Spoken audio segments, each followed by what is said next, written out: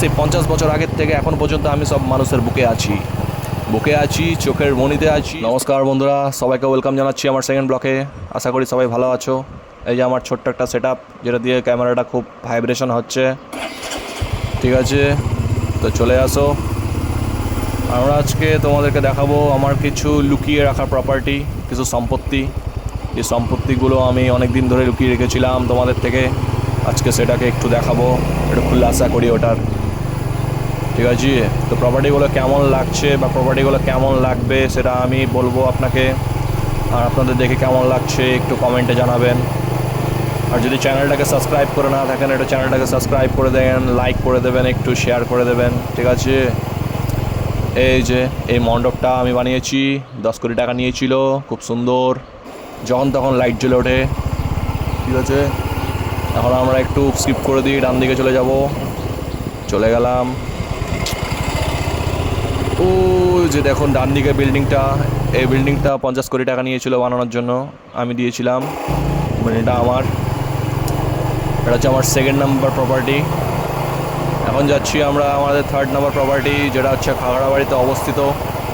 ঠিক আছে, দুর্গাপূজার লাইটিং শুরু হয়ে গেছে, যখন তখন লাইট জ্বলে উঠতে পারে, পুজো ভাব চলে এসছে,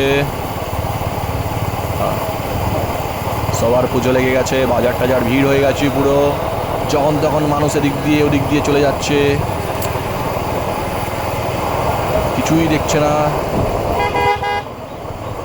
যেমন আমার হর্ন শুনে সবাই দেখে ফেলে আমাকে। ও যে দেখুন আমার প্রপার্টিটা, ও যে দেখুন গেটটা দেখছেন, ওটা হচ্ছে খাগড়াবাড়ি গেট। ওটা বানাতে আমার থেকে 10 লাখ টাকা নিয়েছিল, 10 লাখ টাকা দিয়েছিলাম। কত সুন্দর কারিকার্য করেছে, কি সুন্দর দেখতে পাচ্ছেন, এইটাকে বলে কারিকার্য।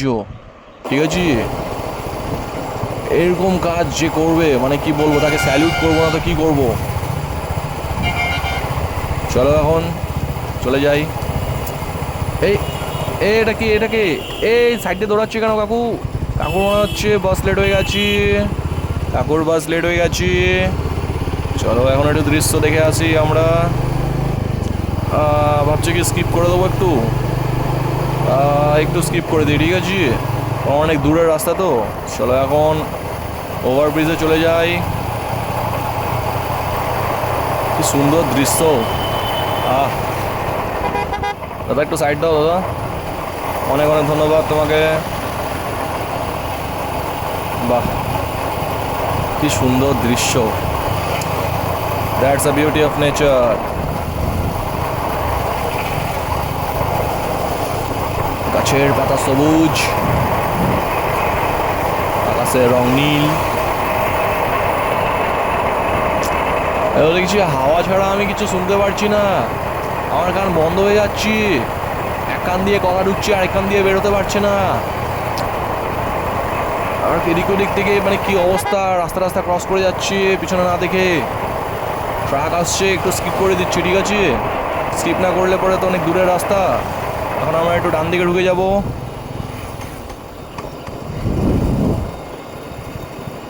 ঢুকে গেলাম। স্পিড ব্রেকারগুলো খুব সুন্দর, যখন তখন ঝাঁকুনি দিচ্ছে, যখন তখন ভাইব্রেশন হচ্ছে।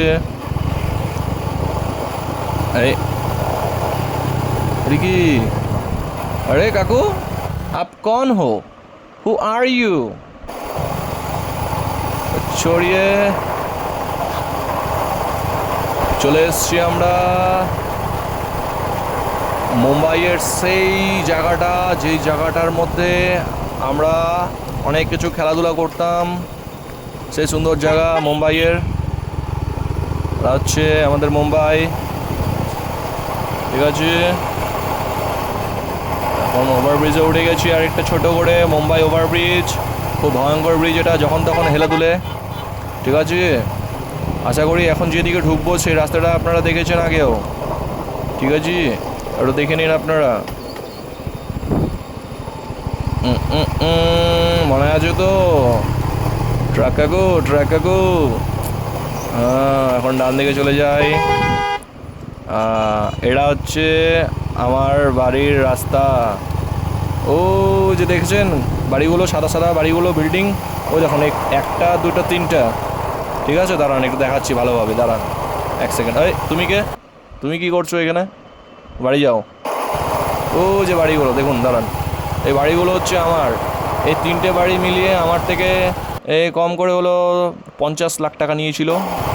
ঠিক আছে, অনেক সস্তায় পেয়ে গেছিলাম।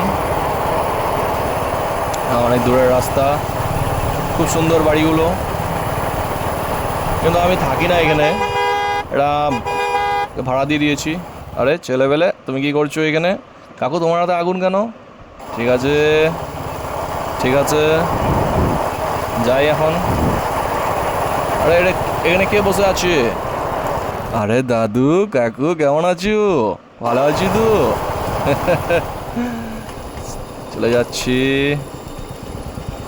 এখন, চলে যাব আমরা সেই জায়গাটায়, যে জায়গার মধ্যে প্রচণ্ড উল্লাস ভরা আছে, আনন্দের জায়গা, যে জায়গায় আমি এখন থেকে 50 বছর আগে ঘোরাঘুরি করতাম। রাত্রি 1টা নেই, 2টা নেই, 3টা নেই, হাঁটাহাঁটি করতাম। যখন তখন যে কেউ যেইভাবেই হোক দাঁড়িয়ে থাকতো আমার জন্য, কারণ আমি ছিলামই এরকম একটা মানুষ যে সবার মনে থাকতো, সবার চোখে না, সবার কানে না। কারণ মানুষ আমাকে পায়ে রাখেনি, ঠিক আছে? মানুষ আমাকে পায়ে রাখেনি কারণ যাতে আমাকে পিঁপড়া টানে না নিয়ে যায়। মানুষ আমাকে মাথায় রাখিনি যাতে চিল টেনে না নিয়ে যায়। মানুষ আমাকে বুকে রেখেছে, বুকে বুকে। সেই কারণের জন্য সেই 50 বছর আগের থেকে এখন পর্যন্ত আমি সব মানুষের বুকে আছি, বুকে আছি, চোখের মনিতে আছি, সবখানে আছি, বুঝতে পারছো? এখন আমি চলে যাব আবার এই ট্রাক কাকু প্লিজ, আজকে ঠিক আছে, যাও, আজকে আজকে তুমি যাও, আজকে তুমি যাও। ওকে ওকে, ঠিক আছে।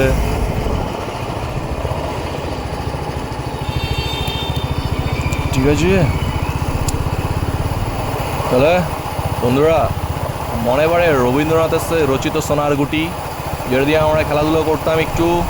সেই খেলাধুলোর মধ্যে আমরা যখন তখন যেই জায়গায় গিয়ে আমরা খেলাধুলা করতাম, মানে একদম পাহাড় টাহাড়ে উঠে যেতাম, কিছুই মানতাম না। পাহাড় হোক, জল হোক, বন্যা বৃষ্টি, সব কিছুর মধ্যেই আমরা খেলতে থাকতাম।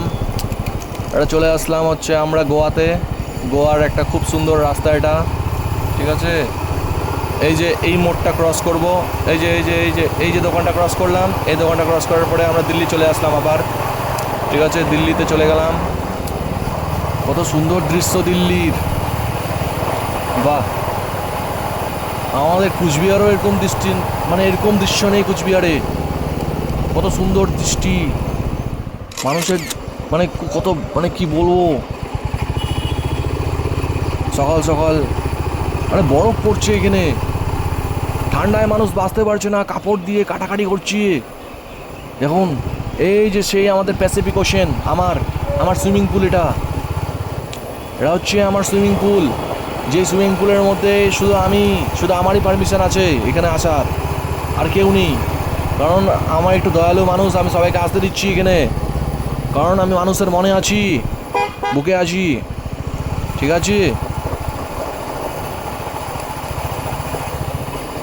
জায়গাটা কেমন লাগছে আপনাদের একটু কমেন্ট করে জানাবেন। দেখছেন কত বড় জায়গাটা বানাতে কম করে হলেও আমি 90 কোটি টাকা দিয়েছিলাম। 90 কোটি টাকা দিয়েছিলাম আমি, কত সুন্দর বানিয়ে দিয়েছে। আমি স্যালিউট জানাচ্ছি এই কারুকার্যগুলোকে, খুব সুন্দর। মানে আমি ছিলাম না, আমি দুবাইতে গেছিলাম। দুবাই থেকে এসে দেখছি যে মানে জায়গা, মানে আমার যে প্রপার্টিগুলো, আমার যে সম্পত্তিগুলো এত চেঞ্জ হয়ে গেছে।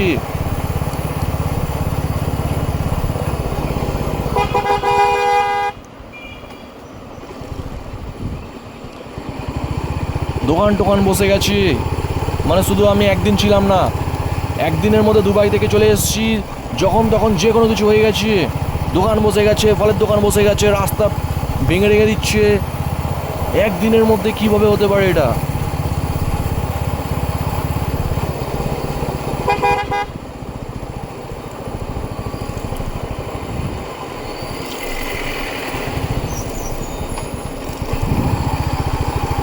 বন্ধুরা আমাকে একটু ক্ষমা করবেন, কারণ আমার ক্যামেরাটা সেট আপটা একটু ভাইব্রেশন দিচ্ছে তো বাইকের সঙ্গে সঙ্গে, ঠিক আছে?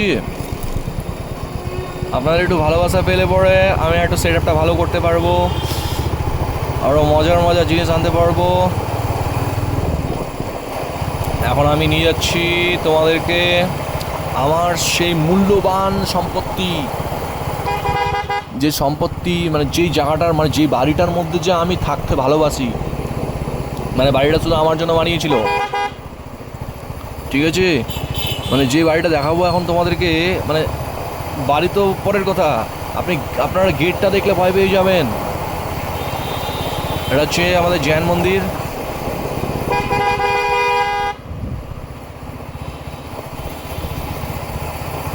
গেটটা দেখলে ভয় পেয়ে যাবেন।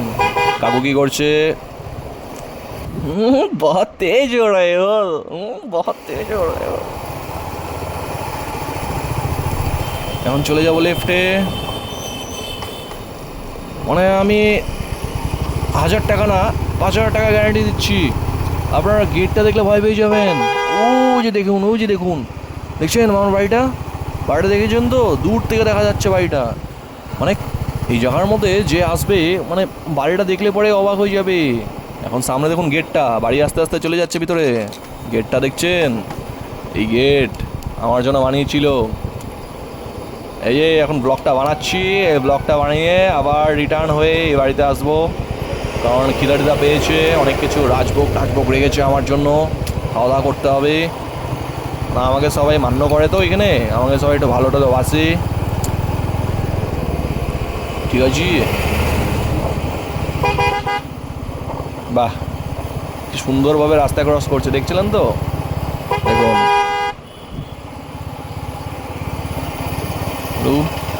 এখন যাচ্ছি।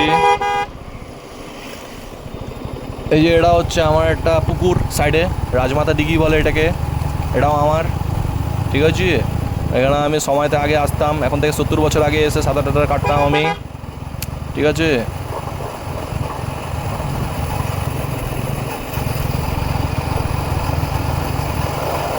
এখন একটু মনে হচ্ছে তেল ব্লিঙ্ক করছে, একটু তেল ভরে নিই। একটু তেলটা না ভরলে পরে আমার অবস্থা খারাপ হয়ে যাবে, গাড়ি চলবে না, গাড়িকে পরে ধাক্কা ধাক্কি করতে হবে।